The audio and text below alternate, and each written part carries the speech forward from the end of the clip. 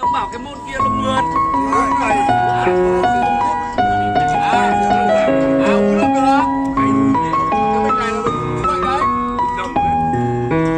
Ai cũng cái ăn này à? Đấy, là những cái này đây. Của cái này vào.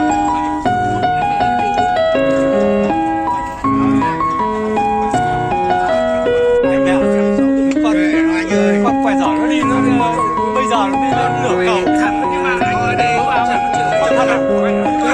Nó bảo nó có gần 80 cân rồi, nó phải lâu lâu nó béo thế. Con đi lười lắm, cho nó đi bộ.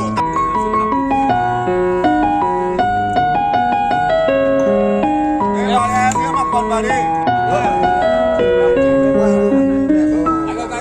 Mày đánh đây không? Em ăn đi bao nhiêu đi.